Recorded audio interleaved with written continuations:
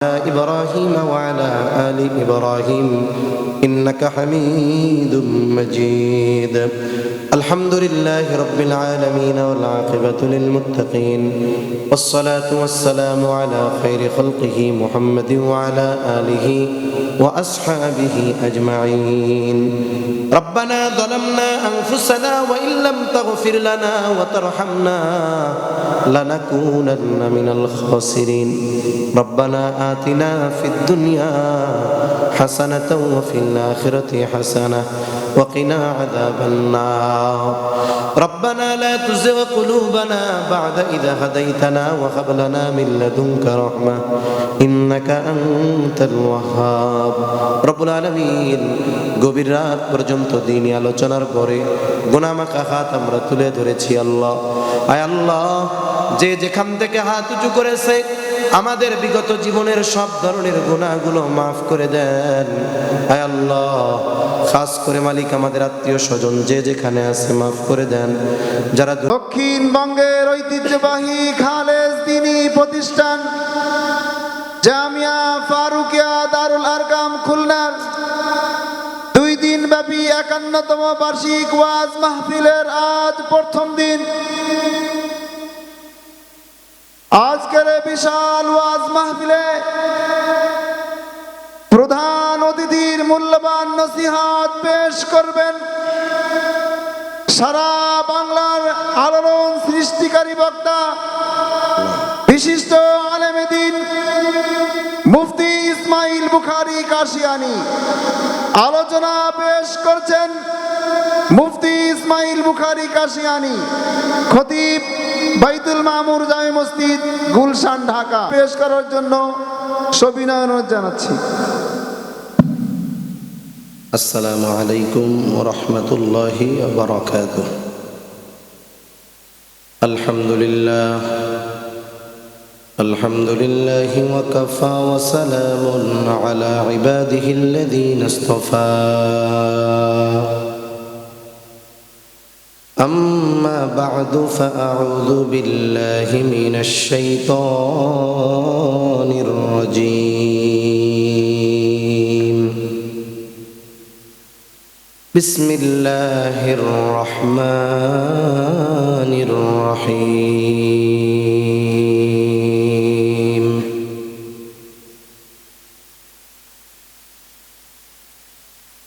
من عمل صالحا من ذكر أو أنثى وهو مؤمن فلنحيينه حياة طيبة ولنجزينهم أجرهم بأحسن ما كانوا يعملون.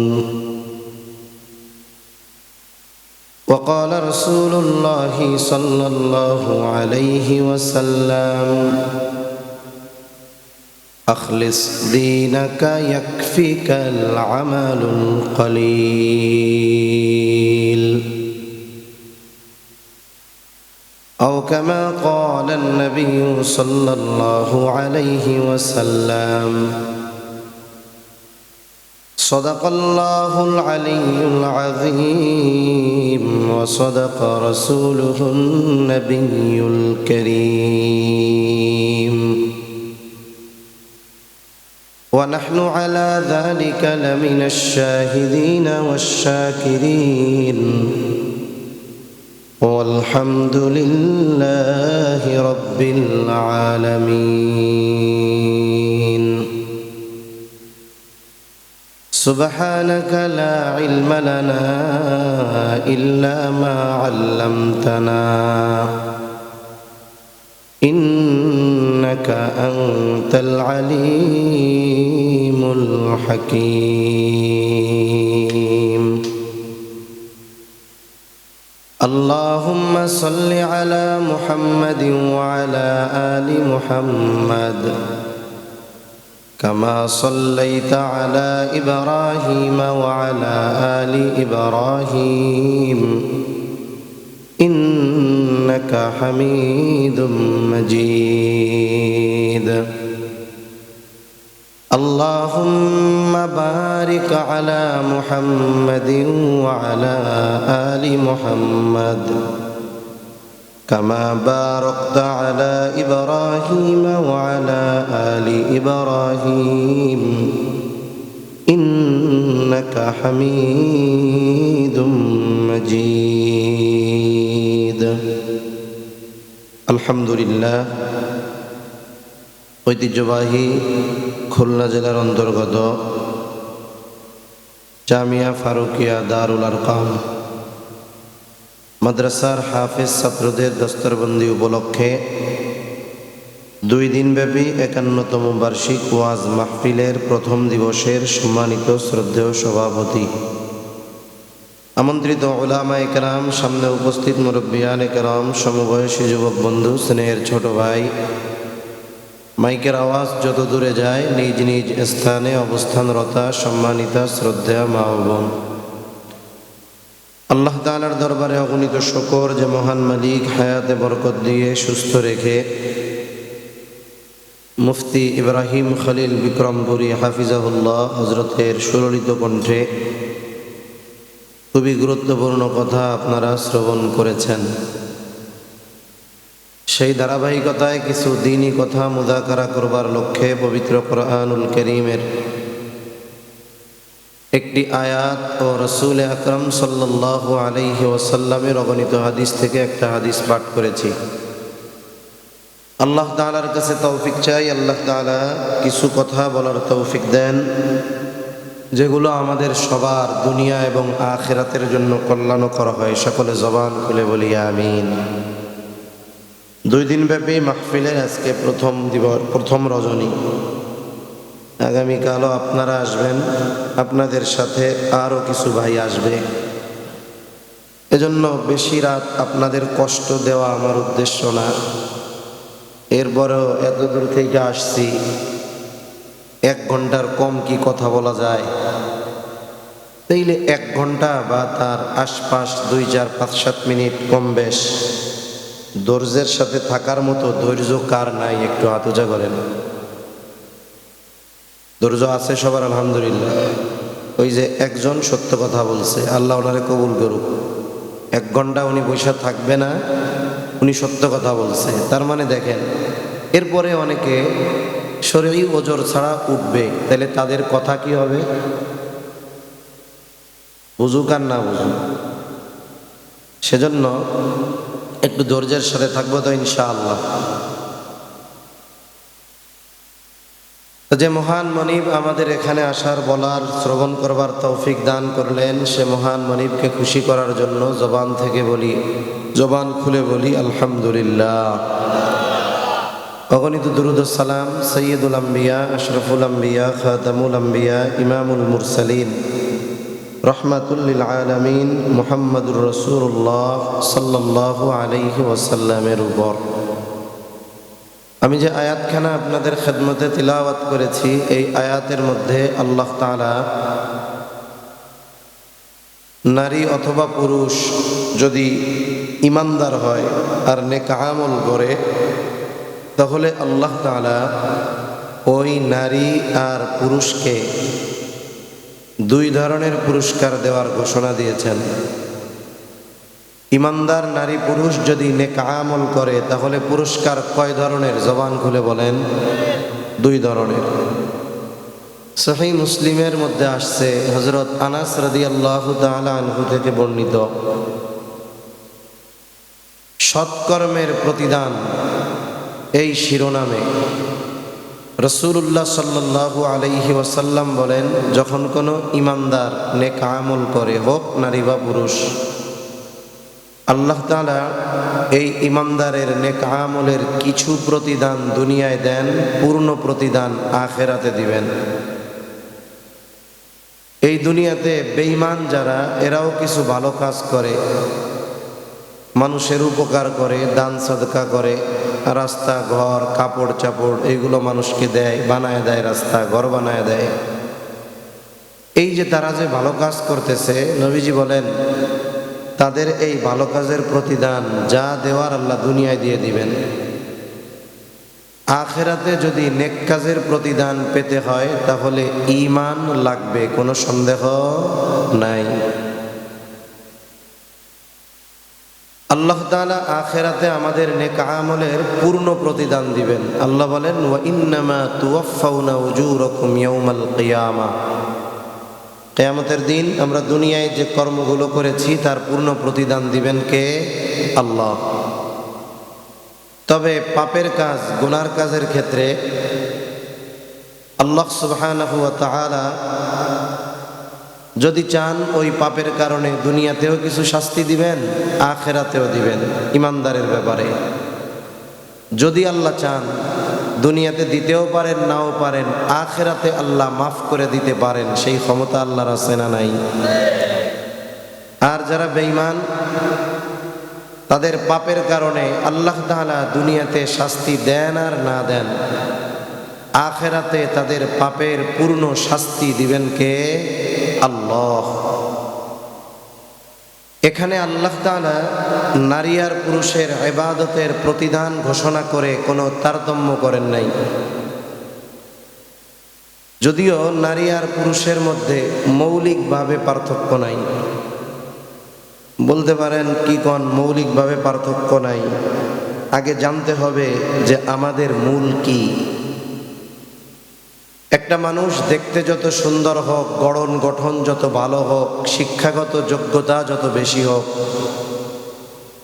ধন সম্পদ পদ পদবী যত বেশি থাকুক না কেন, বলেন তো লোকটার এই দুনিয়ায় পাওয়ার মূল্য কতক্ষণ? বলে দেহের সাথে রূহ আছে যতক্ষণ।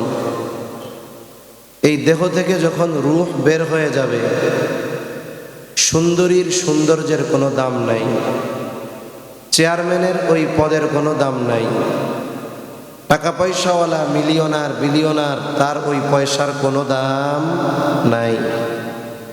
তাহলে দুনিয়ায় সব কিছু অচল সচল কতক্ষণ? যতক্ষণ রূহ আছে। এই রূহের পরিচয় আল্লাহ তাআলা কোরআনে দিয়েছেন। আমার আগে মুফতি ইব্রাহিম খলিল বিক্রমপুরী ভাই আলোচনা করছেন না, 3 প্রশ্ন নিয়ে আসছে নবীজির কাছে। উনি একটা প্রশ্নের কথা মনে হয় বলছে, আসহাবে কাহাফের কথা। এই 3 প্রশ্নের মধ্যে একটা প্রশ্ন হলো রূহ কি জিনিস? রূহ কি জিনিস? উনি তার এই কথাগুলো বলে নাই, বলছে নাকি রূহ? 3 প্রশ্নের একটা প্রশ্ন হলো রূহ কি জিনিস। আল্লাহ তাআলা রূহের পরিচয় দিয়েছেন। ওয়ায়াসআলুনাকা আনির রূহ। আল্লাহ তাআলা তারা আপনার কাছে জানতে চায়, আপনাকে জিজ্ঞাসা করে রূহ কি জিনিস। আপনি বলে দেন, কুলির রূহু মিন আমরি রাব্বি।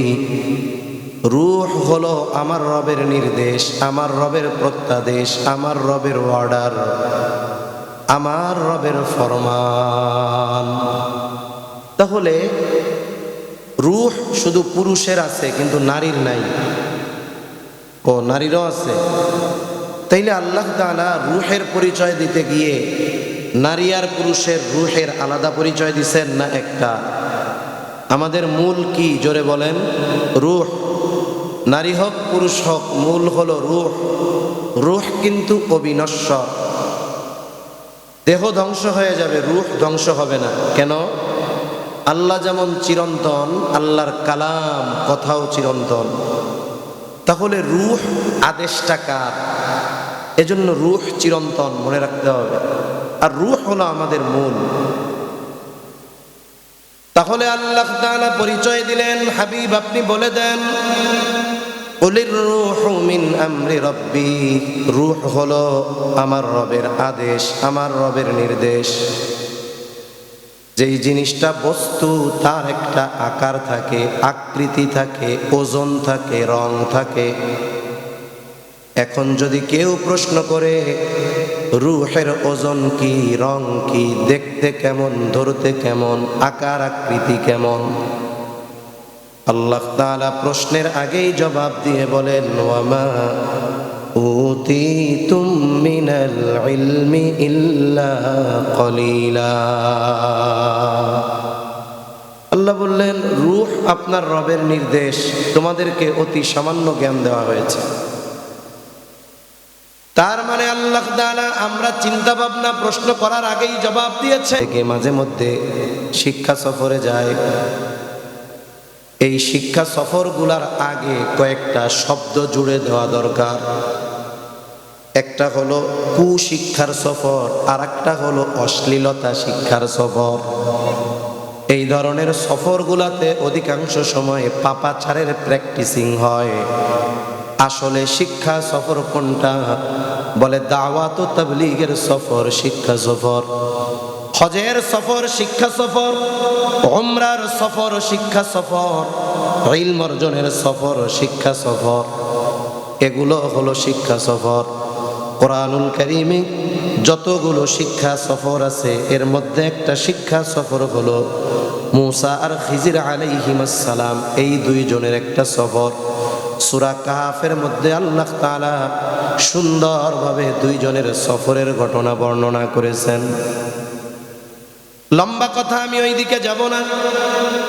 মূসা আলাইহিস সালাম যখন খিজির আলাইহিস সালামের কিছু শর্ত মেনে সফর শুরু করলেন, প্রথমেই দুইজনে একটা নৌকার মধ্যে আরোহণ করলেন।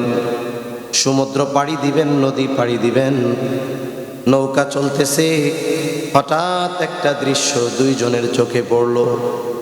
নৌপথে যারা লম্বা সফর করেছেন তারা দেখে থাকবেন, যেমন ঢাকা থেকে কেউ যদি বরিশাল ভোলা সফর করে, আবার অনেকে অনেক সময় কক্সবাজার থেকে জাহাজে সফর করে সেন্ট মার্টিন দ্বীপ কিছু দৃশ্য দেখার জন্য। যখন জাহাজ ছুটে চলে, বড় বড় লঞ্চগুলো ছুটে চলে, পেছনে অনেক গাংচিল পাখি উড়তে দেখা যায়। আবার অনেক সময় এটাও দেখা যায় পাখি উড়তেছে, পানির তৃষ্ণা লাগছে, উড়ন্ত অবস্থায় ডানা ঝাপটায় আর তার ঠোঁটটা নদীর সাথে সমুদ্রের সাথে লাগায়া পানি পান করে।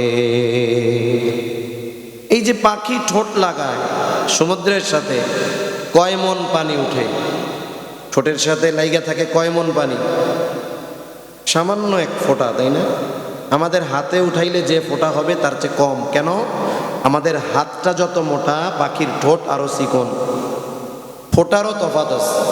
মনে করেন আঙ্গুলের ফোঁটাটার পরিমাণ একরকম, যদি সূচ নেন, সূচের থেকে যেই ফোঁটাটা পড়বে ওইটা আরো ছোট হবে। দুইজনের চোখে একটা দৃশ্য ধরা পড়ল। সমুদ্রের মধ্যে একটা পাখি উড়ন্ত অবস্থায় সমুদ্রের সাথে ঠোঁট লাগিয়ে পানি পান করতেছে। খিজির আলাইহিস সালাম মূসা আলাইহিস সালামকে বলে, ও ভাই মূসা, ওই যে দৃশ্যটা দেখেন। মূসা আলাইহিস সালামকে আল্লাহ তাআলা খিজির আলাইহিস সালামের কাছে পাঠাইছেন কেন? মূসা আলাইহিস সালাম একদিন তার উম্মতের মাঝে ওয়াজ করেছেন, বয়ান করেছেন। একজন ব্যক্তি বয়ানের শেষে প্রশ্ন করলেন, সবচাইতে বড় আলেম কে? স্বাভাবিকভাবে আল্লাহ তাআলা যেই নবীকে যেই উম্মতের কাছে পাঠাইছেন, যেই কওম সম্প্রদায়ের কাছে পাঠিয়েছেন, ওই সম্প্রদায় ওই কওমের মধ্যে তিনি সবচেয়ে বড় আলেম, এটা তো নিশ্চিত, কোনো সন্দেহ নাই। এই দৃষ্টিকোণ থেকে মূসা আলাইহিস সালামের জবাব ঠিক, কারণ উনি যখন পয়গম্বর, বনি ইসরাইলের মধ্যে ওনার চাইতে বড় আলেম আর কেউ ছিল না। উনি জবাব দিয়েছেন আমি সবচেয়ে বড় আলেম, কিন্তু আল্লাহ তাআলা চাইছেন ভিন্ন কিছু। আল্লাহ তাআলা খিজির আলাইহিস সালামের কাছে পাঠিয়ে দিলেন, কারণ এই দুনিয়াতে আল্লাহ তাআলা অনেক মানুষকে অনেক ধরনের ইলম দান করেছে, যা আবার অন্যদের দান করেন নাই। খিজির আলাইহিস সালামকে আল্লাহ তাআলা এমন কিছু ইলম দিয়েছেন যা আল্লাহ মূসা আলাইহিস সালামকে দেন নাই। যাই হোক, লম্বা কথা, বিশ্লেষণ আছে, ওদিকে যাব না। দুইজনেই দেখলো সমুদ্রের সাথে ঠোঁট লাগায়া পানি পান করতেছে একটা পাখি। তার মানে এই সফরটা ছিল ইলম সংক্রান্ত সফর। খিজির আলাইহিস সালাম এবার বলে, ও ভাই মূসা, আল্লাহ তাআলার ইলম, আল্লাহ তাআলার জ্ঞান যদি গোটা সমুদ্রের পানির সমপরিমাণ হয়, যদি গোটা সমুদ্রের সমপরিমাণ পানি, এই পরিমাণ ইলম যদি আল্লাহ তাআলার হয়, তাহলে আল্লাহ তাআলার ইলমের তুলনায় গোটা সৃষ্টি জগতের যত সৃষ্টি আছে, মানুষ ফেরেশতা সহ যত মাখলুক, আল্লাহ তাআলার ইলম যদি এই সমুদ্রের পানি সমপরিমাণ হয়, তাহলে গোটা সৃষ্টি জগতের ইলম আল্লাহর ইলমের তুলনায় ওই পাখির ঠোঁটে লেগে থাকা এক ফোঁটা পানির চাইতেও কম। আল্লাহর জ্ঞান কত আর আমাদের জ্ঞান কত অল্প, এটা বোঝার মতো জ্ঞানও আমাদের নাই, এটাই বাস্তব।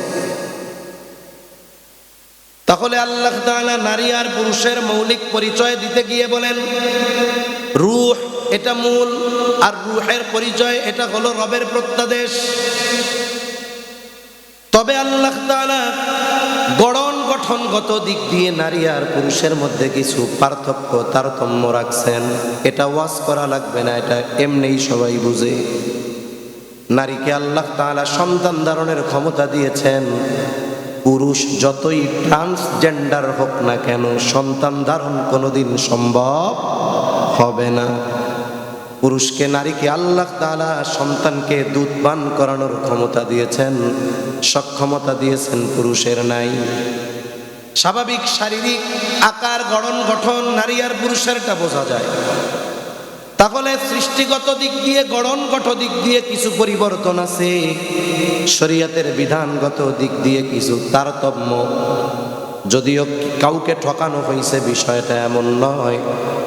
যেমন নারী যখন প্রাপ্তবয়স্কা হয়ে যায়, ওই সময় থেকে নিয়ে 55-60, কারো ক্ষেত্রে হয়তোবা হতে পারে কিছু কম বেশি সময়, যদি সে অসুস্থ না থাকে, যদি সে প্রেগন্যান্ট না থাকে, যদি সে সন্তান প্রসব না করে থাকে, আর সে যদি সুস্থ থাকে, প্রতি মাসে 3 থেকে 10 দিনের একটা অসুস্থতা তার আছে, আল্লাহ তাআলা এই অসুস্থতাকালীন সময় তার জন্য নামাজকে মাফ করে দিয়েছে।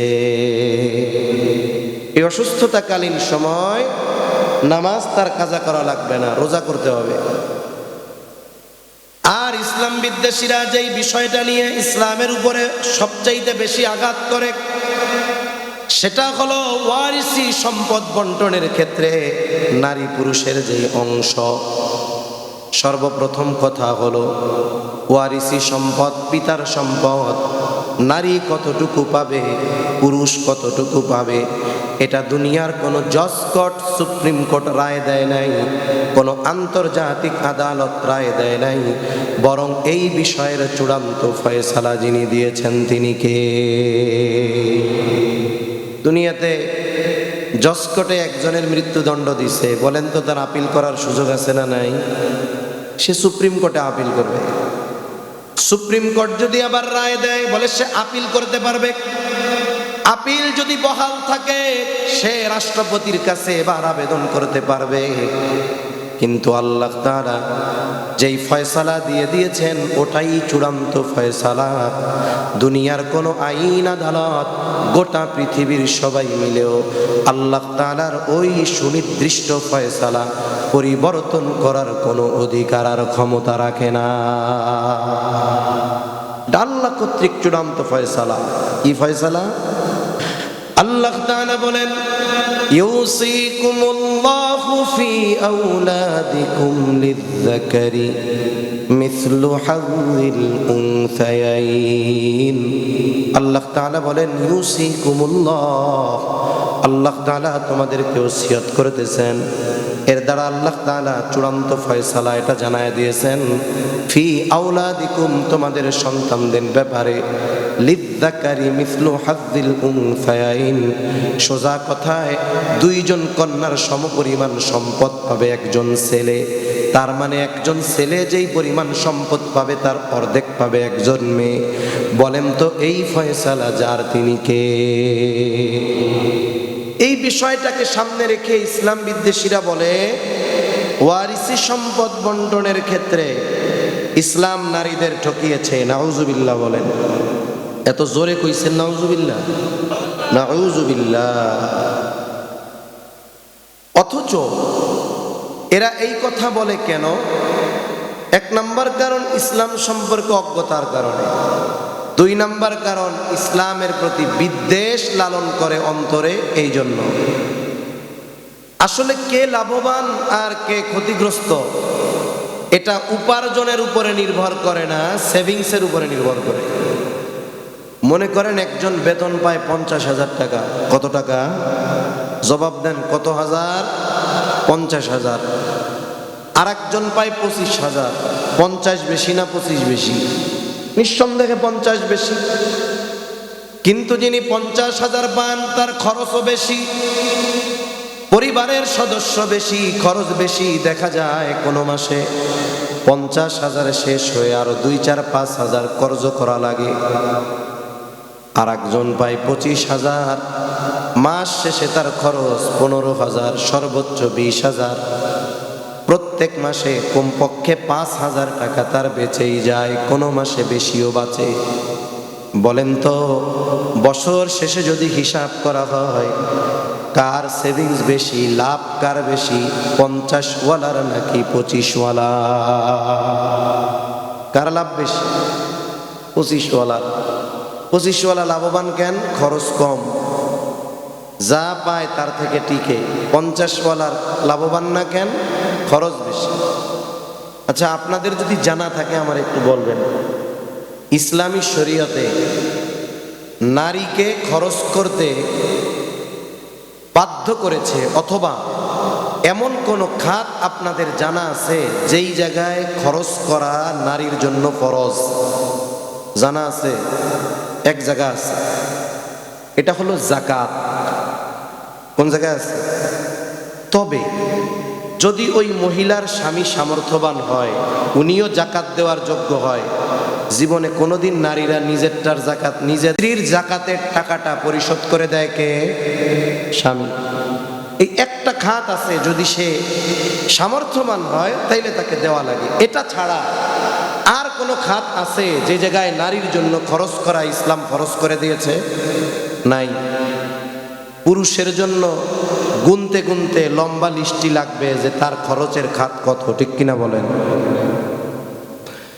তাহলে একটা নারীর গোটা হায়াতে কোনো খরচ নাই, এই জন্য যা পায় তা থেকে যায়। আবার সে মোহরানার টাকা পায়, স্বামী মারা গেলে স্বামীর সম্পদে একটা অংশ তার থাকে। একটা নারীর পরিচয় স্বাভাবিকভাবে যদি জীবনযাত্রা ঠিক মতো থাকে তাহলে তার 3 ধরনের পরিচয় হয়। কয় ধরনের? জোরে বলেন। 1 নাম্বার, একজন মেয়ে জন্ম নেওয়ার সাথে সাথে তার মূল পরিচয় হলো সে একজনের কন্যা। এই কন্যার খরচ চালাতে ওই পিতা অভিভাবক বাধ্য। কন্যার খরচ চালাতে পিতা বাধ্য কতদিন?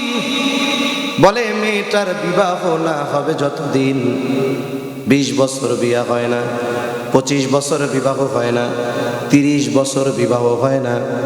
বলেন তো, কোনো বাবা কি 30 বছর বয়সী কন্যার যদি বিবাহ না হয়, কোনো বাবা কি তার মেয়েকে এই কথা বলার অধিকার রাখে যে তোমার বয়স 30 হয়ে গেছে, বিবাহ হয় না কেন? তুমি আগামীকাল থেকে আমাকে উপার্জন করে খাওয়াবা?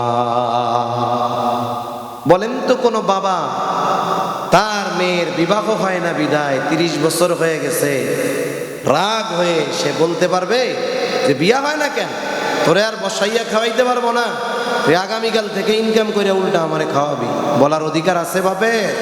নাই। কিন্তু ব্যতিক্রম ছেলের ক্ষেত্রে। ছেলের খরচ চালাতে পিতা বাধ্য কতদিন? ছেলে নাবালক থাকবে যতদিন। এখন বালেগ হয় কত বছরে?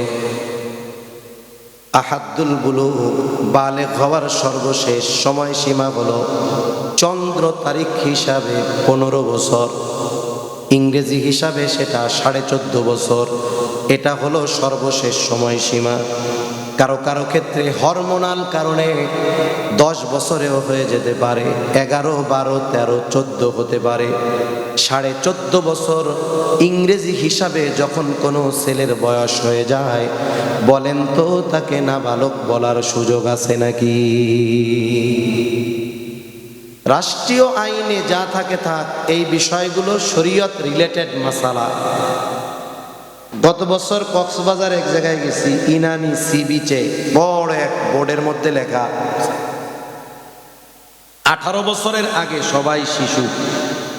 18 বছরের আগে সবাই শিশু। খুলনা একটা বিভাগীয় শহর। আমরা অনেক সময় পত্রপত্রিকায় খবরে দেখি যে কিশোর গ্যাংয়ের উপদ্রব খুব আকারে বাড়ছে। কিশোর গ্যাং নাম শুনছেন আপনারা? এরা দলবদ্ধভাবে থাকে, একটা গ্রুপ, গ্যাং। সারা দেশে কিশোর গ্যাংয়ের দৌরত্ব বাড়ছে, ছিনতাই, মারামারি।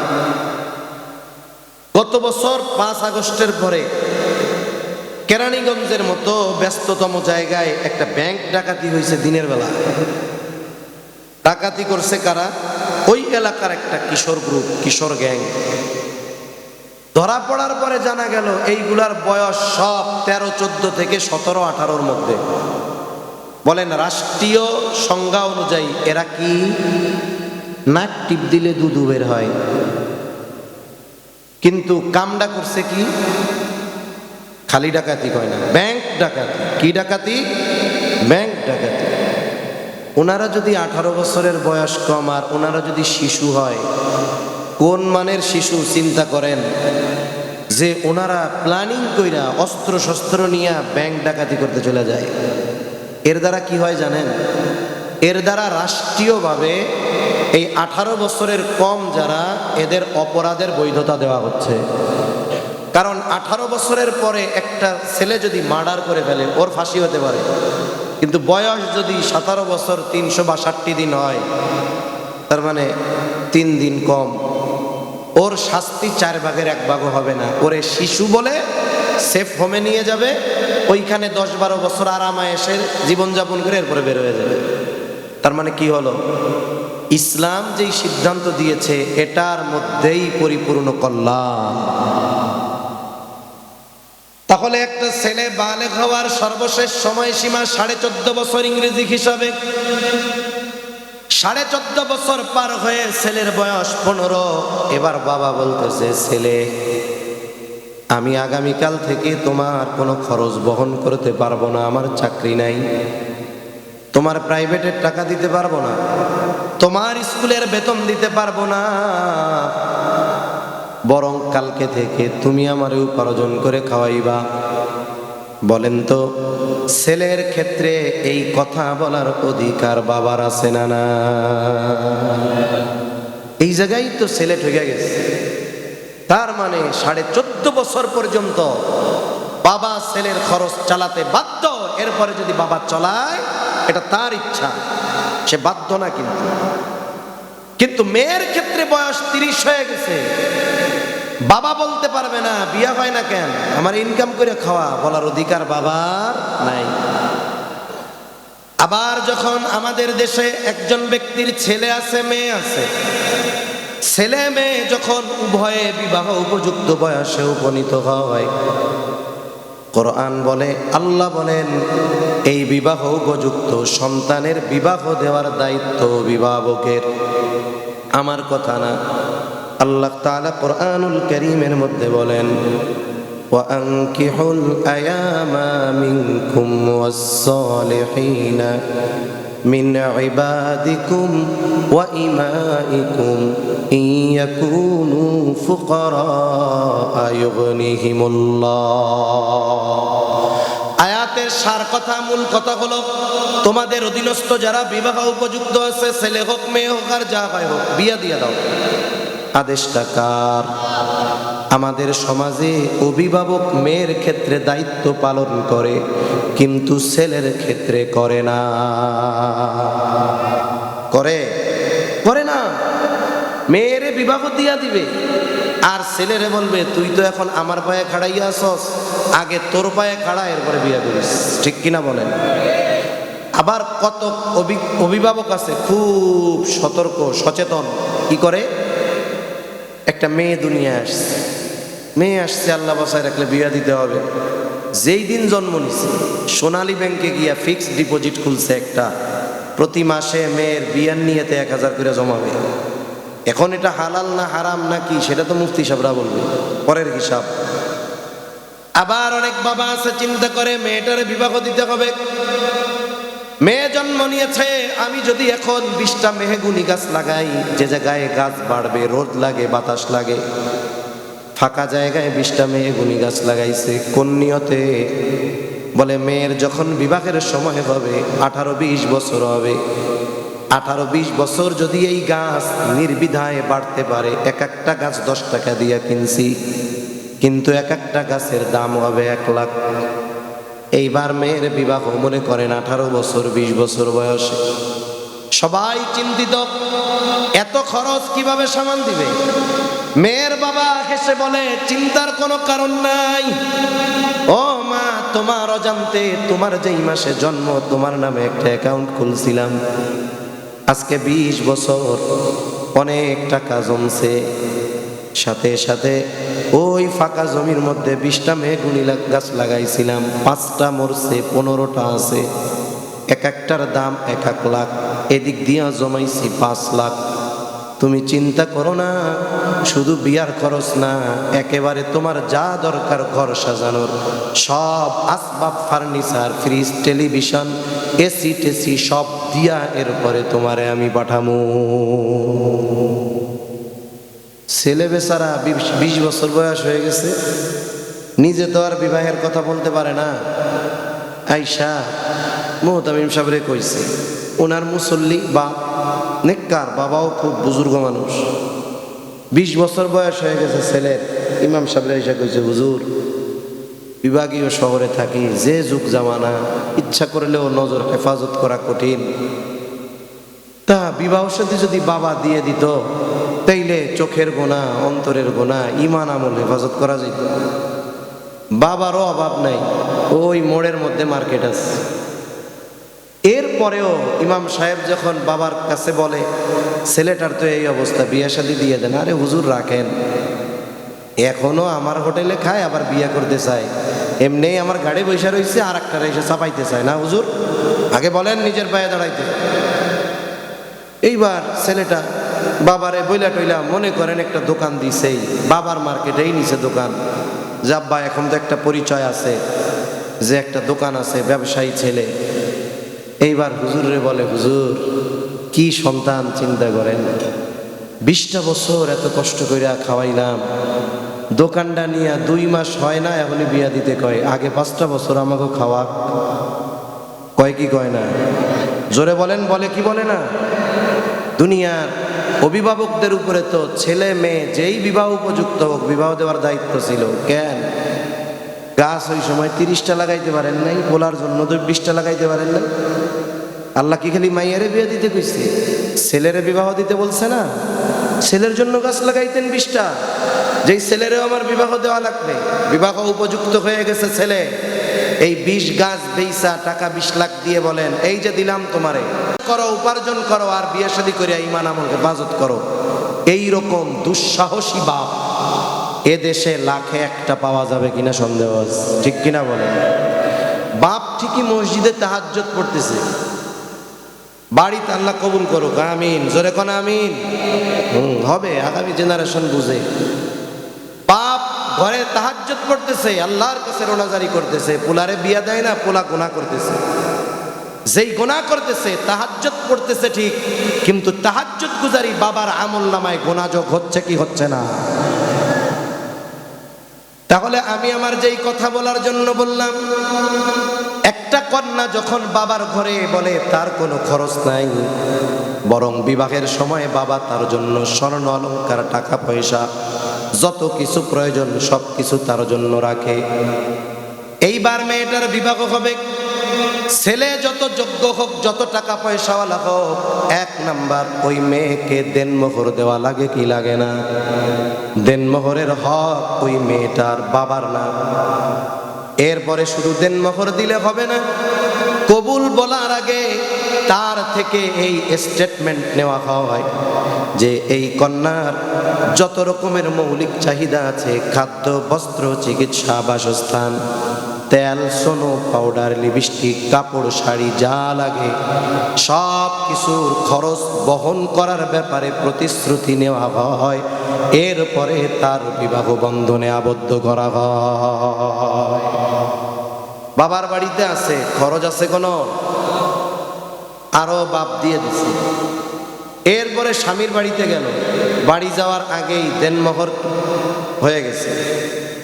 এরপরে ওই বাড়িতে যাওয়ার পরে তার কোনো খরচ নাই, সব খরচ চালাবে কে? স্বামী।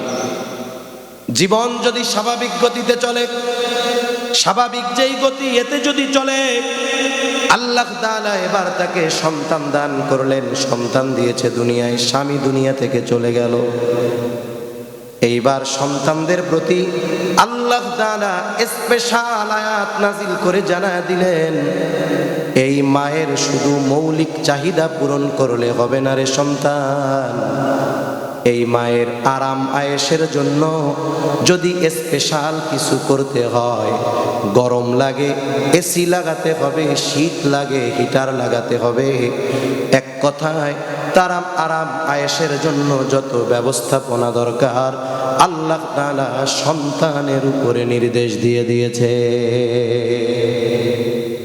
হয়তো এই অবস্থাতেই তার দুনিয়া থেকে বিদায় হবে, কমপক্ষে এই 3 জায়গায় তার কোনো খরচ আছে? জোরে বলেন তো, খরচ নাই। অথচ বাপ মারা যাওয়ার সাথে সাথে বাবার সম্পদের একটা অংশের মালিক সে হয়ে গেছে, আবার বিয়ার আগে বাবার কাছ থেকে নিয়ে আসছে। এরপরে স্বামী মারা গেছে, স্বামীর একটা সম্পদের অংশে তার মালিকানা হয়ে গেছে, তার শুধু বাড়তেছে কিন্তু কোনো খরচ নাই। এজন্য ইসলাম নারীকে সম্পদের দিক দিয়ে ঠকায় নাই। আর আমার ছেলে যুবক ভাইরা বিয়ে করার আগে 5 বছর আগে পরিবারের পেছনে খরচ করা লাগে, ঠিক কিনা বলেন? এরপরে বিয়ে করতে গেলে দেনমোহরের খরচ, ওই যে পরের মেয়ে আনবে তাকে সারা জিন্দেগি খাওয়ানো, চিকিৎসা, এগুলার খরচ, এরপরে আল্লাহ সন্তান দিবে সে জায়গায় খরচ, এরপরে দেখা যাবে মা বাবা বৃদ্ধ হয়ে গেছে, মেয়েদের উপরে খরচ করা ফরজ। খরচ করে কারা? তাহলে বলেন তো, আল্লাহ যে পুরুষরে নারীর দ্বিগুণ দিছে, এই দ্বিগুণ দিয়ে কি নারীকে ঠকায়া দিছে? সিদ্ধান্ত তো আল্লাহর। যদি যুক্তির আলোকে হতো তাইলে নারীরা অর্ধেক পায় না, আরো কম পায়, কিন্তু সিদ্ধান্ত কার? আল্লাহ নারীদের সম্পদের দিক দিয়ে ঠকায় নাই। যাই হোক, কথা লম্বা হয়ে যাইতেছে। সম্পদ বন্টনের ক্ষেত্রে এখানেও আল্লাহ তাআলা ইনসাফ রক্ষা করেছেন, নারীদেরকে আল্লাহ ঠকান নাই।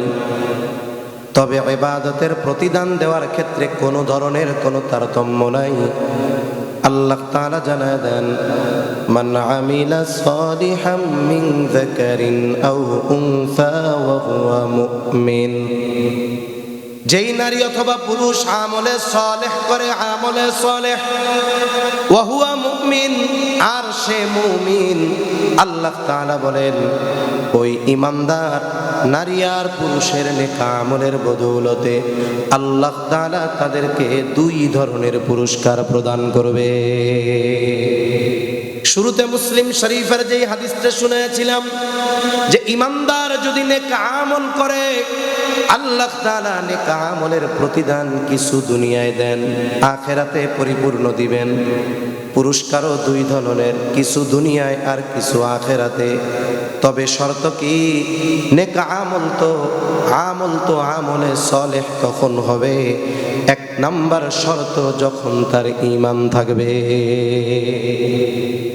তাহলে আমল আল্লাহর কাছে কবুল হওয়ার জন্য, আমলের মাধ্যমে দুনিয়া আখিরাতে প্রতিদানের জন্য 1 নাম্বার শর্ত শিরিক মুক্ত ঈমান। 1 নম্বর শর্ত কি? জবান খুলে বলেন, শিরিক মুক্ত ঈমান। সাথে সাথে আর কয়েকটা বিষয় আছে, অল্প সময়ের মধ্যে কথা শেষ করব ইনশাআল্লাহ। ঈমানের পরে যেই জিনিসটা ইবাদত কবুল হওয়ার জন্য দরকার সেটার নাম হলো ইখলাস। তার মানে আমি আপনি যেই আমল করব, ছোট হোক কিবা বড় হোক, বলেন তো কার খুশির জন্য? কাকে দেখানোর জন্য? আমি যদি কোনো ইবাদত দুনিয়ার মানুষকে দেখানোর জন্য আর খুশির জন্য, খুশি করার জন্য করি, তাহলে ওই ইবাদত হবে জাল ইবাদত। জাল টাকার যেমন দাম নাই, জাল ইবাদতেরও তেমন দাম নাই। মনে করেন একজন ব্যক্তি ব্যাংকে গেছে, 1 লক্ষ টাকার একটা বান্ডিল নিয়ে, সব জাল। ও চিন্তা করছে যদি কোনো মতে পাড়ি দিয়ে আমার অ্যাকাউন্টে অ্যামাউন্টটা লেখাতে পারি, তাইলে জাল টাকা দিয়ে একেবারে বৈধ 1 লক্ষ টাকার মালিক আমি হয়ে যাব। এইবার লোকটা 1 লক্ষ টাকার জাল বান্ডিল নিয়ে গেছে ব্যাংকে। ব্যাংকের ক্যাশিয়ার যিনি, তিনি টাকা হাতে নিলেন। এখন টাকা গোনার জন্য মেশিন আছে না নাই? বলেন তো, এই মেশিন শুধু টাকা গুনে নাকি জাল নোট হলেও বলে দেয়? জাল নোট হইলে টের পায় না? টের পায়। ঘুম আসতেছে নাকি? তাকবীর দেন, নারায়ে তাকবীর, নারায়ে তাকবীর, মাশাআল্লাহ। একটা টার্গেট দিয়া দেই, কারণ উদ্দেশ্যহীন চলা, এটা মাইন্ডকে সেট আপ করা যায় না। যাদের সেট আপ করা সম্ভব, আমার ঘড়িতে 10টা 20 বাজে, 10টা 40, 20 মিনিট থাকা যাবে না ইনশাআল্লাহ? আমার ঘড়ির 10টা 40, ইনশাআল্লাহ আমি বয়ান শেষ করে দিব। ও 11টা 20, ও অনেক রাত, আমি তো 10টা 20 ভেবে বসে আছি। 10টা 20, 10টা 40, ইনশাআল্লাহ 11টা 40, আবার বলতেছি। তার মানে ঘুম মনে হয় হুজুরেরই আইছে। এরপরে জাল নোট নিয়ে যখন গেছে, মেশিনে যখন দেয়, মেশিন সিগন্যাল কি দেয়? যে নোট কিন্তু জাল। এইবার ক্যাশিয়ার পাশের জন্য ইশারা দিলেন, ও ভাই, জাল কারবারির লোক আসছে, থানায় একটু খবর দেন। মুহূর্তের ভিতরে ফোর্স এসে হাজির। জাল টাকা বহনকারী যে, তারে গ্রেফতার করা হলো।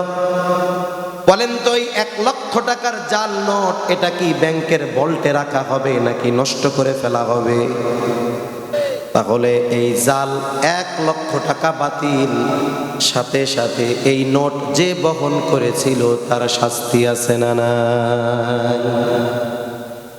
আমরা যে আমলগুলো করি, আমলগুলো যদি আল্লাহ ব্যতীত অন্য কারো জন্য হয়, এই আমলটাও হয়ে যায় জাল আমল। দেখতে যত চকচক করুক না কেন, আল্লাহর কাছে ওইটার কোনো দাম নাই। কিয়ামতের দিন আমি আপনি দুনিয়ায় যত আমল করেছি, সব আমল আল্লাহর সামনে হাজির করা হবে। ওই যে টাকা গোনার মেশিনে দিলে যেমন জাল টাকা ধরা পড়ে যায়, আল্লাহর কুদরতি মেশিনে আমাদের সব ওই জাল আমলগুলো ধরা পড়ে যাবে। আল্লাহ তাআলা বলেন, ওয়াকাদিমনা ইলা মা আমিলু মিন আমালিন ফাজআলনাহু হাবাআম মানসুরা। আল্লাহ তাআলার সামনে আমাদের আমলগুলো হাজির করা হবে। যেই আমলগুলো আল্লাহর জন্য হয় নাই, আল্লাহ তাআলা বলেন, আমি ওই আমলগুলোকে আল হাবাউল মানসুরে পরিণত করব। ফাজআলনাহু হাবাআম মানসুরা। আল হাবাউল মানসুর কাকে বলে? এটা হলো এমন ধূলিকণায় পরিণত করবে, নিশ্চিহ্ন করবে, এটা চোখে দেখা যাবে না, নিশ্চিহ্ন ধুলায় পরিণত করা হবে। আমাদের অনেকের হয়তো টিনের বাড়ি আছে, টিনের চাল, অনেক সময় যদি ঘর পুরানো হয়ে যায়, টিনের উপরে লাগানো স্ক্রুপগুলো উঠে যায়, অটোমেটিক পড়ে যায়। চতুর্দিকে ঘর দরজা লাগানো, ঘরের মধ্যেও পরিষ্কার। যখন টিনের চালের উপরে সূর্যের আলো পড়ে, ওই ছিদ্রটা দিয়ে একটা আলো ঘরের মধ্যে ঢুকে। যদি কেউ দেখে থাকেন বুঝবেন, ঘর যত পরিষ্কার হোক না কেন, সূর্যের আলোর যেই ওই রেখা, ওই রশ্মি রেখার মধ্যে অগণিত ময়লা উঠতে দেখা যায়। এই জায়গাও ওই ময়লা আছে। পাওয়ারফুল টর্চ লাইট মারলে দেখা যাবে, আয় রে ধুলাবালি আর ময়লা। এখন এগুলোকে আমরা ময়লা মনে করি না কেন? দেখা যায় নিশ্চিহ্ন হয়ে গেছে, ওগুলো কোনো চিহ্ন নাই, দেখা যায় না। তাহলে যেই ব্যক্তি আমল আল্লাহর জন্য করবে না, এক নাম্বার তার আমল ব্যান করা হবে, ধ্বংস করে দেওয়া হবে। সাথে সাথে জাল টাকা বহনকারীকে যেমন শাস্তি দেওয়া হয়, ওই জাল আমলকারীকেও শাস্তি দেওয়া হবে, ঠিকানা হবে জাহান্নাম। এই জন্য আমল যদি অল্প হয় আল্লাহর কাছে কবুল হবে যদি ওই আমলটা একমাত্র কার জন্য করা হয়। তাহলে 2 নাম্বার যেটা দরকার সেটার নাম হলো ইখলাস। 3 নাম্বার যেটা দরকার ইবাদত কবুলের জন্য সেটার নাম হলো সুন্নাত। এই দুনিয়ায় এমন কোনো আমল নাই যেই আমলের তরিকা পদ্ধতি আমার আপনার নবী দেখায়া দেন নাই, এমন কোনো আমল দুনিয়ায় নাই। আরে মানুষ কেমনে বাথরুমে যাবে, কিভাবে ঢুকবে, কিভাবে বের হবে বলেন তো নবীজি শিখিয়েছেন কি শিখান নাই? খানা কিভাবে খাবো, রাস্তায় কিভাবে চলবো, কিভাবে কার সাথে কথা বলবো, এক কথা সব কিছু নবীজি শিখিয়েছেন। শুধু তাই না, আল্লাহ তাআলা ইবাদতের নির্দেশ দিয়েছেন কিন্তু নিজে শেখান নাই। আল্লাহ তাআলা এই শেখানোটাও প্র্যাকটিক্যাল ভাবে আমার আপনার নবীর মাধ্যমে শিখিয়েছে। যেমন ঈমানের পরে সবচাইতে গুরুত্বপূর্ণ ইবাদতের নাম হলো নামাজ। আলহামদুলিল্লাহ, নামাজের আদেশ করেছেন কে? জিমাই যাইতেছেন কে? সবাই মিলে বলেন কে? আল্লাহ। নামাজের আদেশ আছে কোরআনে, তবে নামাজের পদ্ধতি কোরআনে নাই। যদি সারা দুনিয়ার সব আলেমদেরকে শুধু কোরআন হাতে দিয়ে বলা হয়, নবীর সুন্নাত নবীর হাদিস ধরা যাবে না। ফজরের 2 রাকাত নামাজ আমরা যেভাবে পড়ি সব মাসালাগুলো A to Z সুস্পষ্টভাবে কোরআন থেকে আয়াত দিয়ে প্রমাণ দিতে হবে, সম্ভব নয়। কেন? কারণ নামাজের আদেশ করেছেন আল্লাহ আর নামাজের পদ্ধতি শিখিয়েছেন মুহাম্মাদুর রাসূলুল্লাহ সাল্লাল্লাহু আলাইহি ওয়াসাল্লাম। নবীজি বলেন সাল্লু কামা রাআইতুমুনি উসাল্লি। নামাজ কিভাবে পড়বা? আমাকে যেভাবে পড়তে দেখো সেভাবে নামাজ পড়ো। হজের আদেশ কোরআনে আছে না নাই? হজ কিভাবে করবা? নবীজি বলেন খুদু আন্নি মানাসিকাকুম, আমার থেকে শিখে নাও হজ কিভাবে করতে হবে। শুধু তাই না, নামাজের অনেকগুলো ফরজ আছে, বাহিরে ভেতরে 13 ফরজ। ভেতরের ফরজগুলোর মধ্যে একটা ফরজ হলো রুকু করা। কি করা? জোরে খন। যদি একজন সুস্থ মানুষ, আমি তার পাশে নামাজে দাঁড়াইলাম, আমিও সুস্থ, কোনো রোগ নাই। মনে করেন আপনাদের এলাকার মাসলা মাসাইল জানে সবচাইতে কম যেই ব্যক্তি, তার পাশে দাঁড়াইলাম নামাজে। এখন ইমাম সাহেব রুকু দিলেন। রুকু শব্দের শাব্দিক অর্থ হলো ঝুঁকা। এখন রুকু যখন ইমাম সাহেব করছে, আমিও রুকু করেছি, ঝুঁকেছি, তবে কতটুক? মাথা আর একটু বুক। সোজা দাঁড়াইয়া একটু ঝুঁকছি। নামাজ শেষ করার পর আমার পাশে ওই লোক যিনি মাসলা মাসাইল জানেন না, তিনি আমারে জিজ্ঞাসা করবেন, দেখতে তো মোল্লা মোল্লা মনে হয়, অসুস্থ নাকি? বলে না, অসুস্থ। তাইলে নামাজে ইমাম সাহেব রুকু করলো, আপনি রুকু করলেন না কেন? আমি যদি জবাব দেই, চাচা রুকু শব্দের শাব্দিক অর্থ হলো ঝুঁকা, আমি তো একটু ঝুঁকছি। এইবার ওই চাচা বলবে, হুজুর কোরআন হাদিস পড়ছেন, আপনি জানেন না রুকু মানে এতটুকু ঝুঁকলে হবে না, পুরো দালের মতো হয়ে যাওয়া লাগবে, ঠিক কিনা কম? এই যে রুকুতে গিয়ে পরিপূর্ণ মাজা আর মাথা সমান হয়ে যাবে, একেবারে যদি লাকড়ি রাখা হয় সমানভাবে থাকবে। রুকুতে যে এতটুকু ঝুঁকতে হবে, রুকুর আদেশ কিন্তু দিয়েছেন আল্লাহ। আর কতটুকু ঝুঁকতে হবে, কিভাবে থাকতে হবে, কতটুকু ঝুঁকে থাকতে হবে, আমাদের শিখিয়েছেন মুহাম্মাদুর রাসূলুল্লাহ। এজন্য ইবাদত নিজস্ব পদ্ধতি সিস্টেমে করলে হবে না, তরিকা বা পদ্ধতি লাগবে কার? মুহাম্মাদুর রাসূলুল্লাহ সাল্লাল্লাহু আলাইহি ওয়াসাল্লাম। 4 নাম্বার যেই জিনিসটা লাগবে ইবাদত কবুলের জন্য, ইলম লাগবে। ইলম শিক্ষা করা প্রত্যেক মুসলমান নরনারীর উপরে ফরজ। নবীজি বলেন, তলাবুল ইলমি ফরিদাতুন আলা কুল্লি মুসলিম। দ্বীনি ইলম শিক্ষা করা প্রত্যেক মুসলমান নরনারীর উপরে ফরজ। প্রথম প্রশ্ন, কতটুকু ফরজ? কেউ কেউ বলেন পরিপূর্ণ দ্বীনের উপরে চলতে যতটুকু ইলম দরকার ততটুকু শেখা ফরজ। আবার কেউ কেউ বলেন না, আল্লাহ তাআলার নির্দেশ, ইয়া আইয়ুহাল্লাযীনা আমানু কু আনফুসাকুম ওয়া আহলিকুম নারা।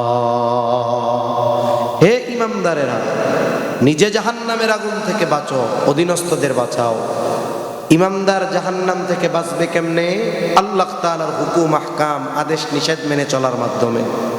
অধীনস্থদের বাঁচাবে কেমনে? দুনিয়ার মানুষ কেউ কাউকে জাহান্নাম থেকে বাঁচাইতে পারে না, তবে বাঁচানোর চেষ্টা করবে কেমনে? বলে অধীনস্থদেরকে দ্বীন মানানো, পালনের মাধ্যমে। তাহলে কতটুকু দ্বীন শেখা দরকার? নিজে আর অধীনস্থদেরকে দ্বীনের উপরে চালাতে যতটুকু ইলমে দ্বীন দরকার এতটুকু শেখা প্রত্যেক মুসলমান নরনারীর উপরে ফরজ। যদি ইলম না শিখে ইবাদতের অবস্থা কি হবে একটু খেয়াল করেন। নামাজের বাহিরে ভেতরে 13 ফরজ, বাহিরের বা ভেতরের ফরজ সমূহ থেকে যদি একটা ফরজ ছুটে যায়, বলেন তো নামাজ থাকবে না শেষ? এখন যদি কোনো ব্যক্তি এই ফরজগুলো না জানে, যদি তার কোনো ফরজ ছুটে যায়, সে কিন্তু বুঝবে না, টেরও পাবে না। কেন? কারণ নামাজের ফরজগুলো তার জানা নাই। সে জানুক আর না জানুক, বুঝুক আর না বুঝুক, ফরজ ছুটে গেল তো তার নামাজ আর হবে না। নামাজের ওয়াজিব 14টা, যদি কোনো একটা ওয়াজিবও ছুটে যায় সাহু সেজদা দেওয়া লাগবে, না দিলে নামাজ হবে না। এখন আল্লাহর বান্দা নামাজি, নামাজের ওয়াজিব 14টা জানে না। জবান খুলে বলেন তো, যদি ওয়াজিব ছুটে যায় তাহলে কি সে টের পাবে নাকি? টের যদি না পায় সাহু সেজদা দিবে না, সাহু সেজদা দিল না, তার নামাজও হলো না। নামাজ ভঙ্গের কারণ 19টি। বলে যে কোনো একটা কারণ যদি পাওয়া যায় তাহলে নামাজ ভেঙে যাবে, কিন্তু নামাজি নামাজ ভঙ্গের কারণ জানে না। কিন্তু নামাজের মধ্যে নামাজ ভঙ্গের কারণ পাওয়া গেছে, বলেন তো এখন তার নামাজ আছে না গেছে? সাথে সাথে তাহারাত সম্পৃক্ত মাসালাগুলো জানতে হবে, গোসলের ফরজ জানতে হবে, ওযুর ফরজ জানতে হবে, ওযু ভাঙার কারণগুলো জানতে হবে। এগুলো জানা ফরজ, শেখা ফরজ।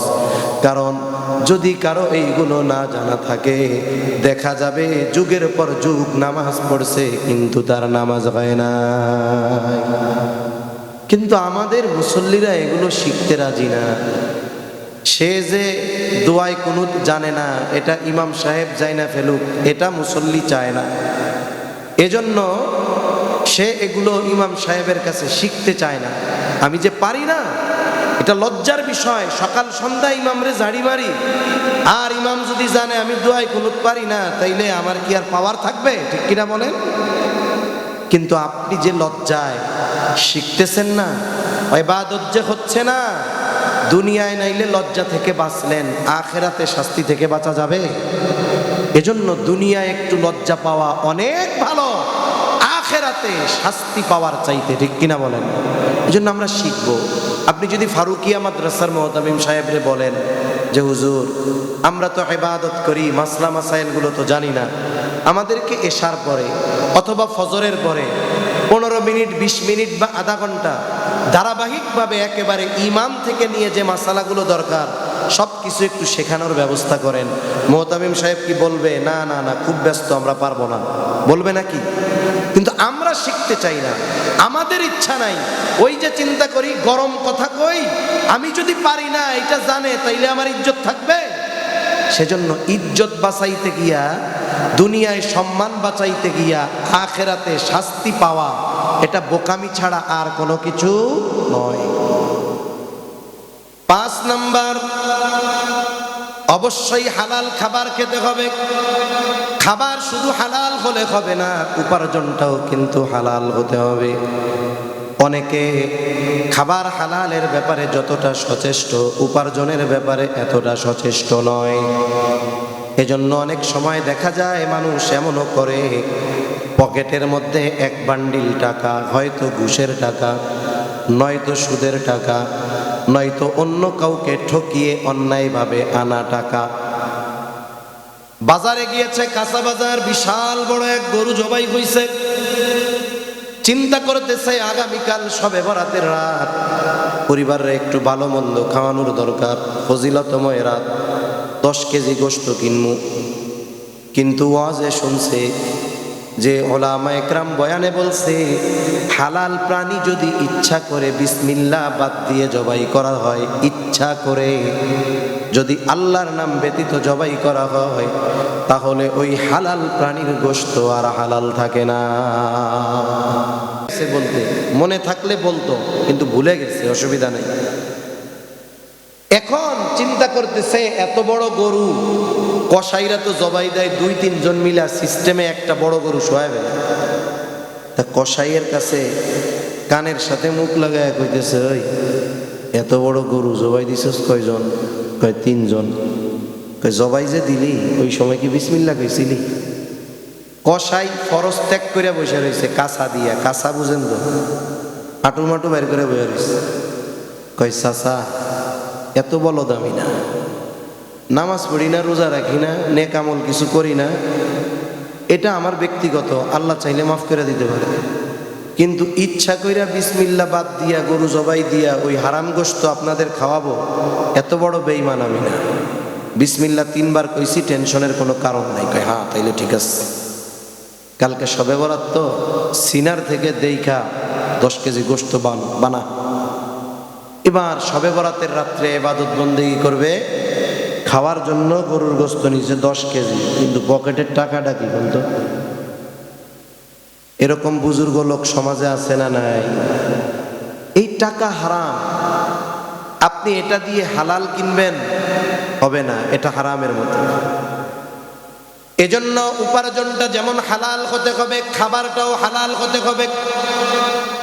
এই যে লাইট জ্বলতেছে, বলে তার লাগানো 2টা, একটা নেগেটিভ একটা পজিটিভ। যদি বাতিওয়ালা চিন্তা করে 250 ভোল্ট না, আজকে তার দিব একটা সরাসরি 1000 ভোল্টের লাইন থেকে যদি লাইটের এক কর্নারে লাগানো হয়, আর্থিন যদি না দেয় লাইট জ্বলবে নাকি? জ্বলবে না। অনুরূপভাবে উপার্জনটাও হালাল হবে, খাবারটাও হালাল হবে। আবার উপার্জনে ফাঁকি নাই, কর্মটা কিন্তু বৈধ হতে হবে। অনেক মানুষ আছে একেবারে গর্বের সাথে বলে, আমার উপার্জনে কোনো হারাম নাই। কেন?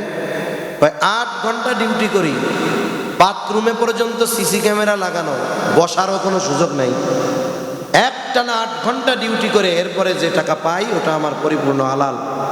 জিজ্ঞাসা করা হইল, এই যে 8 ঘন্টা টানা ডিউটি করো, ফাঁকি দিতে পারো না, কাজটা করো কি? বলে খুলনা শহরে ওই যে বড় একটা চাইনিজ বার আছে না, ওই জায়গায় চাকরি করি, ওই ফরেনার ক্লায়েন্টরা আসে, ওদেরকে ড্রিঙ্কস পরিবেশন করি, মদ পরিবেশন করে। আর এখন কন্দ মদের সাথে সম্পৃক্ত যারা, ও তো মদ পরিবেশন করে, এই চাকরি কইরা অলরেডি আল্লাহর লানত মার্কা লোক হয়ে রয়েছে, ঠিক কিনা বলেন? অথচ কি কয়, 1 টাকাও ফাঁকির নাই, সব হালাল। তাহলে কথা হলো উপার্জন হালাল, সোর্সটাও হালাল, খাবারটাও হালাল।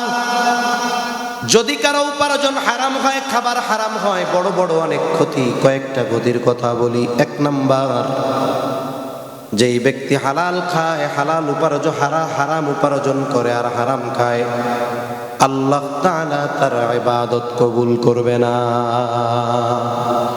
আল্লাহ তাআলা সব রাসূলগণের ব্যাপারে এক নির্দেশ, ইয়া আইয়ুহার রাসূলু কুলু মিনাত তাইয়্যিবাতি ওয়া'মালু সলিহা। হে রাসূলগণ, আপনারা পবিত্র খান আর আমলে সালেহ করেন। তাহলে ইবাদতের আগে পবিত্র খাবার হালাল খাবারের নির্দেশ দিয়েছেন কে? বুজুর্গানে দিন বলেন, যার খাবার পবিত্র নয়, যার খাবার হালাল নয়, তার ইবাদত আমলে সালেহ হয় না, তার ইবাদত আল্লাহ তাআলার নিকটে কবুল হয় না। 2 নাম্বার, যে হারাম উপার্জন করে, হারাম খায়, তার দোয়া আল্লাহ কবুল করে না। এক ব্যক্তির ব্যাপারে হাদিসের মধ্যে আসছে, লোকটা লম্বা পথ পাড়ি দিয়ে বায়তুল্লাহ আসছে, চেহারাটা মলিন, চুলগুলো উস্কো খুস্কো, লোকটা খুব আবেগ আর দরদ নিয়ে বায়তুল্লাহর গিলাফ ধরে কান্না করতেছে আর দোয়া করতেছে। এই ব্যক্তির দোয়ার এই হালত দেখে অন্যান্য সাহাবা একরাম মনে করতেছে এই ব্যক্তির যে দোয়ার ভাব আল্লাহ ফিরাইয়া দিতে পারেন না, তার মানে এর দোয়া কবুল হবে, কোনো সন্দেহ নেই। অনেক সময় অনেক মানুষ দেখা যায় পাপের কাজে লিপ্ত, কিন্তু খুব আবেগ দরদ নিয়ে দোয়া করে, আছে না নাই? আছে? সজাগ আছেন তো? আবার তাকবীর দেন, নারায়ে তাকবীর। অনেক হইতেছে জিমাইন্যাও আজকে লাস্টে চলে রে, হুজুরও জিমাই 11টারে 5-6 বার কইতেছে, 10টা ওনারে দিছে লাস্টে ওয়াজ করতে, লোক আর পায় নাই। তা আমার একটা গল্প মনে পড়ছে, বলবো? 2-4-5 মিনিট বেশি হইলে কষ্ট নিয়েন না, 40 বেজে গেছে। বাংলাদেশের একজন নাম করা নায়ক আছে, এর নাম হইল শাকিব খান। নাম কি? শাকিব খান। উনি তখন কেউ চেনে না বাংলাদেশে। আমাদের এক বন্ধু তার ওস্তাদের সাথে সে হজে গেছে। আমার এক বন্ধুর ওস্তাদ ওই কাফেলার জিম্মাদার, ওনার সাথে ওই শাকিব খান হজে গেছে। তখন কেউ তারে চেনে না বাংলাদেশের। হয়তো অভিনয় ছোটখাটো করে, ওই পেশা ধরছে, কেউ তারে চেনে না। কিন্তু মোটামুটি মানুষজন, হুজুরও জানতে পারছে এই লোক চলচ্চিত্রে অভিনয় করে, সিনেমা করে, কিন্তু অনেক প্রসিদ্ধ বা পরিচিত না। তা ওই সফরে শাকিব খান খুব মুখলেস ভাবে, একনিষ্ঠতার সাথে অনেক ইবাদত করছে। তা হুজুর তার ইবাদত বন্দেগী দোয়া কান্নাকাটির অবস্থা দেখে ভাবছে এই লোক এবার হজ থেকে গিয়ে সাক্ষাৎ আল্লাহর ওলি হয়ে যাবে। তা উনার তো দৃঢ় বিশ্বাস এইটা যে যে বাপ বরাদ্দ 40 দিন দেখছে, তাতে উনি আর গিয়ে কোনো গুনাহ করবে না। তা উনি ওনার এই ধারণা থেকে শাকিব খানকে প্রশ্ন করছে হজের শেষ সময়ের দিন, যে ভাইজান এখন তাহলে বাংলাদেশে গিয়ে কি করবেন, কি চাকরি বাকরি করবেন? কেন? আমি যেটা করি সেটা করব, মানে আমি যেটা করি এটাই তো করব। তার মানে কি বোঝা গেল? সে যে এত দোয়া মোনাজাত করছে কি জন্য? যেন দেশের সেরা নায়ক হইতে পারে, এই জন্য।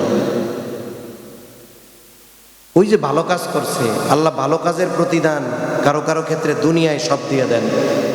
ফেরাউন দোয়া করছেন আল্লাহর কাছে, আল্লাহ রোগ মুক্ত দীর্ঘ হায়াত দেন, 400 বছরের হায়াত দিছে আল্লাহ, সর্দি কাশিও হয় নাই। তাহলে হুজুর ভাবছে যে দোয়া করতেছে গুনাহ মাফের জন্য, তাওবা করতেছে, আসলে তা না। সাহাবায়ে কেরাম ওই লোকের দোয়ার অবস্থা দেখে সুনিশ্চিত যে এই লোকের দোয়া আল্লাহ ফিরায় দিবেন না। কিন্তু ওই লোকের বাস্তব অবস্থা আল্লাহ তাআলা নবীজিকে জানায় দেন। নবীজি এবার সাহাবায়ে কেরামের উদ্দেশ্য করে বলেন, ওই ব্যক্তির দোয়া আল্লাহ কেমনে কবুল করবে? যার গায়ে হারাম টাকার পোশাক, যার দেহটা হারাম খাবার দিয়ে গঠিত, তার দোয়া আল্লাহ কেমনে কবুল করবে? এরপরে বড় ক্ষতি, নবীজি বলেন লা ইয়াদখুলুল জান্নাতা জাসাদুন গুযিয়া বিল হারাম। নবীজি বলেন হারাম ভক্ষণকারীর শরীর জান্নাতে প্রবেশ করবে না। একজন মুমিন তার ইবাদত যদি কবুল না হয়, তার দোয়া যদি কবুল না হয়, সে যদি জান্নাতে যেতে না পারে, বলেন তো এর চাইতে ব্যর্থতা গ্লানির আর কিছু হতে পারে নাকি? তাহলে হারাম উপার্জন, হারাম খাবার থেকে বাঁচবো। 3 বেলা পেট ভরে খাওয়ার দরকার নাই। আমি 3 বেলা ভালো তরকারি দিয়ে খেতে হবে, দরকার নাই। হালাল উপার্জন করব, পান্তা ভাত মরিচ পেঁয়াজ দিয়া লবণ দিয়ে খাবো, তাও হারাম খাবো না, হারাম উপার্জন করব না, এখন ইনশাআল্লাহ। আল্লাহ তৌফিক দান করেন। হালাল খাবারের প্রভাব আছে, আল্লাহ তাআলা চেহারা ইমানি নূর বাড়ায়া দেয়।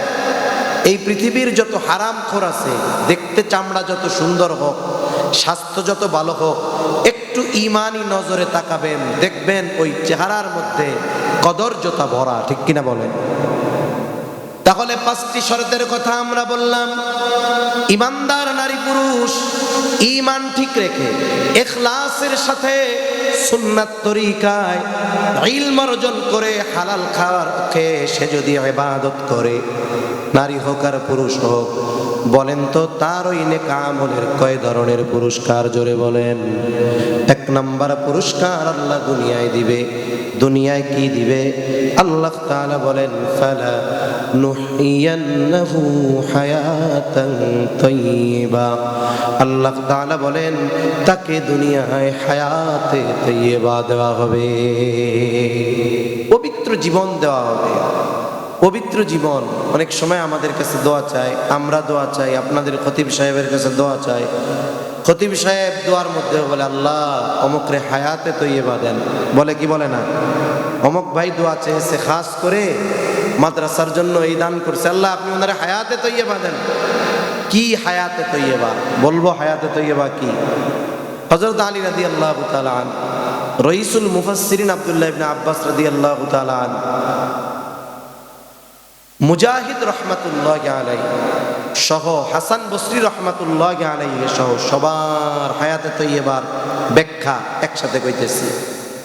হায়াতে তৈয়বার এক ব্যাখ্যা হলো, আল্লাহ তাআলা তাকে শান্তিময় পবিত্র জীবন দিবে। খেয়াল দিয়ে শুনবো, কথা কিন্তু শেষ। শান্তিময় পবিত্র জীবন। শান্তি, শান্তির সম্পৃক্ততা অন্তরের সাথে। কিসের সাথে? জোরে বলেন, কিসের সাথে? আর সুখের সম্পৃক্ততা আসবাবের সাথে। যেমন একজনের গরম লাগতেছে, কি দরকার? ফ্যান। ফ্যানেও তার গরম যায় না, বলেন তো সুখের আসবাবের পরে আছে না? এসি লাগাবে। এখন ওনার রুমে 1 টনে হয় না, উনি 2 টন লাগাইছে। শীতের দিন ঠান্ডা লাগে, ল্যাপ খেতাকার থেকে লাঠি মেরে ফেলায় দেয়, কয় ল্যাপ খেতা আর দিব না। কি লাগাইছে? কয় হিটার লাগাইছে। হট অ্যান্ড কুল এসি লাগাই দিচ্ছে। শীতের সময় গরম, গরমের সময় ঠান্ডা। স্বাভাবিকভাবে এমনি তুলা দিয়া যদি তোশক বানায়, মাঝে মধ্যে টেমাটুমা হয়ে যায়। উনি অর্ডার দিয়ে খুব দামি একটা সুন্দর ম্যাট্রেস বানাইছে 50,000 টাকা দিয়া। এরপরে সাধারণ গার্মেন্টসের বালিশে মাথা ব্যথায়, মাঝে মধ্যে ইটের মতো শক্ত হয়ে যায়। স্পেশাল শিমুল তুলা দিয়া বালিশ বানাইছে। সব ব্যবস্থাপনা আছে আরামের, কিন্তু সমস্যা হইল ওনার বউ পরকিয়া করে, ওনার ছেলেটা মাদকাসক্ত। বলেন তো এই লোকরে এসি, ম্যাট্রেস আর শিমুল তুলা না 15টা ঘুমের বুড়ি খাওয়াইলে ওর ঘুম আসবে না, ঠিক কিনা বলেন? সুখের আসবাব আছে, কিন্তু কি নাই? জোরে কম না, শান্তি নেই। আর একজন লোক কোনো মতে রিক্সা চালায় খায়, ছেলে 2টা মাদ্রাসায় পড়ে, 2 ছেলে, একজন হাফেজ কিতাবখানায় মৌলানা পড়তেছে, আর একজন হাফেজ হয়ে শুনাইতেছে। ঘরের স্ত্রী নেককার। খুলনা শহরে যেই জায়গায় থাকে আসমানির ঘরের মতো। আসমানি কবিতা পড়ছেন না? আসমানিকে দেখতে যদি তোমরা সবাই চাও, রহিমউদ্দির ছোট্ট বাড়ি রসুলপুরে যাও। বাড়ি তো নয় পাখির বাসা, বেন্না পাতার ছানি, একটুখানি বৃষ্টি হলে গড়িয়ে পড়ে পানি। জসিমউদ্দিনের কবিতা মনে হয়। এখনের কবিতা হলো হাট্টিমা টিম টিম, তারা মাঠে পাড়ে ডিম, তাদের খাড়া 2টা শিম। এখন হাট্টিমা টিম কি আল্লাহ ভালো জানে। তা দেখেন এই যে কথা, বাসা তার এইরকম। বৃষ্টির দিনে হেসলা ঢুকে, শীতের দিনে বাতাস ঢুকে। বৃষ্টির দিনে চাল দিয়ে টপ টপ করে পানি পড়ে, শীতের দিনে কুয়াশা পড়ে। মাথার তলে শিমুল তুলার বালিশ নাই, পিঠে ম্যাট্রেস নাই। বালিশ একটা লোহার মতো, ইটের মতো শক্ত। কত পরিশ্রম, কত কষ্ট করে বিছানাটা বড় শক্ত। মোটাও নয় পাতলা। ওই তশকগুলো তুলাগুলো ছড়ায় ছড়ায় শক্ত টিউমারের মতো হয়ে আছে। কিন্তু আল্লাহর বান্দার দিলে শান্তি, ঘুমের ওষুধ লাগে না, এসি লাগে না, ম্যাট্রেস লাগে না, ফ্যান লাগে না, আরামের ঘুম আল্লাহ দিয়েছে কি দেয় না? ওনার সুখের আসবাব নাই কিন্তু শান্তি আছে, এ জীবনে পবিত্রতা আছে। তার মানে যে একবারে আল্লাহ গরিব বানায় দিবে তা না, কিন্তু ধনী থাকা অবস্থায়ও পবিত্র জীবন দিতে পারেন কি পারেন না আল্লাহ।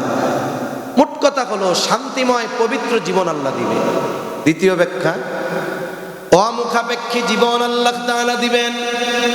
তার মানে এমন এক হায়াত, হয়তো তার অনেক সম্পদ থাকবে না, টাকা পয়সা থাকবে না, কিন্তু জীবনে যখন যেটা প্রয়োজন আল্লাহ তাআলা মেটানোর ব্যবস্থা করে দিবেন। মানুষের কাছে তারা হাত পাতা লাগবে না, প্রয়োজন আল্লাহ মিটায়া দিবেন। হয়তো বিলাসিতা থাকবে না, তবে মানুষের কাছে আল্লাহ তাকে ছোট বানাবেন, আল্লাহ ব্যবস্থা করে দিবেন সম্মানের সাথে। 3 নাম্বার, আল্লাহ তাআলা তাকে দিবেন স্বল্পে তুষ্টতা। যদি কোনো ব্যক্তির ভিতরে যদি স্বল্পে তুষ্টতা না থাকে, সে যদি গোটা খুলনা শহরের মালিক হয়ে যায়, এরপরেও বলবে কিছু নাই কিছু নাই। যার মধ্যে স্বল্পে তুষ্টতা নাই তার অবস্থা হলো ওই রকম। নবীজি বলেন, বনি আদমকে যদি এক জমিন ভর্তি স্বর্ণ দেওয়া হয়, সে আর এক জমিন ভর্তি স্বর্ণের আশা করবে। নবীজি বলেন, বনি আদমের পেট কবরের মাটি ছাড়া কিছুতে ভরবে না। কিন্তু স্বল্পে তুষ্ট যে যাই থাকবে সে কয় আলহামদুলিল্লাহ। এই যে আমার নাই আলহামদুলিল্লাহ, আর একজনের আছে আলহামদুলিল্লাহ, হিংসা নাই, এটা বড় এক জিনিস। শান্তির জন্য স্বল্পে তুষ্টতা দরকার, নাইলে শান্তি পাওয়া যাবে না। আল্লাহ এটা তারে দান করবে। 4 নাম্বার, আল্লাহ তাআলা তাকে ইবাদতে মজা দিবে। আমাদের অনেকের তো ইবাদতের ক্ষেত্রে বিরক্ত লাগে, কষ্ট লাগে। দেখেন না, জুমার দিন কোনো মতে 2 রাকাত নামাজ পড়ে ইমাম সাহেব বাম দিকে সালাম ফিরাইছে, আসসালামু আলাইকুম ওয়া রাহমাতুল্লাহ, মুখটা সামনে আনতে দেয় না। এর আগেই মুসল্লি 13 জনের পায়ে ঘাড়ে পাড়া দিয়ে বাইরে চলে আসে, আছে না? আসলে করছে ঠেকাই বইড়া, মজা না। এক বুজুর্গ বলেন, ইবাদতের মজা কেমন? যদি দুনিয়ার বাদশারা ইবাদতের মজা টের পাইতো, ওই মজা কেড়ে নেওয়ার জন্য যদি যুদ্ধ করা লাগতো, তারা যুদ্ধ করতে পিছপা হইতো না। এখন বলতে পারেন, হুজুর তাইলে একটু 2-4টা লোক দেখায় দেন ইবাদতের মজা পাইছে। সামনে আসতেছে মাঘ মাস, বলে মাঘের শীতে বাঘেও কাঁপে, তাই না? জুয়ান মানুষ, এদের অবস্থা টাইট হয়ে যায়। আর যারা বৃদ্ধ তাদের কষ্ট বেশি না কম? কারণ আমার শরীরে মাংস আছে, এর উপরে চামড়া, কিন্তু যিনি বৃদ্ধ হয়ে গেছেন হাড্ডির উপরে চামড়া, চামড়াগুলো ঝুলে গেছে, রোগ প্রতিরোধ ক্ষমতা কমে গেছে, এত দুর্বল।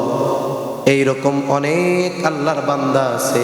ওই শীতের রাত ছেলে বিদেশ থেকে দামি কম্বল পাঠিয়েছে, রুমের মধ্যে এসি লাগানো আছে, গরম বাতাস আসে, কিন্তু যখনই ফারুকিয়ার মসজিদ থেকে আজানের আওয়াজ গেল, আসসালাতু খায়রুম মিনান নাওম, ঘুম হইতে নামাজ উত্তম, ওই বৃদ্ধ চাচা এত দুর্বল, লাঠি ছাড়া হাঁটতে পারে না। ওই চাচা ঘর থেকে বের হয়ে আসে। অনেকের বাড়িতে এসি নাই, গরম পানির ব্যবস্থা নাই। মুরব্বী ঘুম থেকে উঠছে, ঠান্ডা পানি, টাঙ্কির পানি বরফের মতো শীতল, হাতে লাগলে কেমন যেন অবশ হয়ে যায়। কিন্তু এই বৃদ্ধ মানুষ শীতে ঠনঠন করে কাঁপে। উনি ঠান্ডা পানি দিয়ে ওযু করছে, আবার উত্তরের ঠান্ডা বাতাস প্রবাহিত হইতেছে, শৈত্য প্রবাহ চলতেছে। লাঠিটা হাতে নিয়ে শীতে কাঁপতে কাঁপতে মসজিদে আসছে। মসজিদে আসছে এত কষ্ট করে। ওই মুরব্বী চাচাকে জিজ্ঞাসা করবেন ইবাদতের কি মজা? আল্লাহর কসম, উনি যদি আল্লাহর কুদরতি পায়ে সেজদা দেওয়ার মধ্যে মজা না পাইতো, কষ্ট করে শীতের রাত্রে ঠান্ডা পানি দিয়ে ওযু করে শীতে কাঁপতে কাঁপতে তিনি মসজিদে আসতেন না। ওই মুসল্লিরে গিয়ে জিজ্ঞাসা করবেন যে চাচা কি মজা পাইলেন যে কম্বল ছাইরা শীতে ঠান্ডা পানি দিয়া ওযু করে ঠান্ডা বাতাসের মধ্যে কাঁপতে কাঁপতে মসজিদে আসছেন কেন?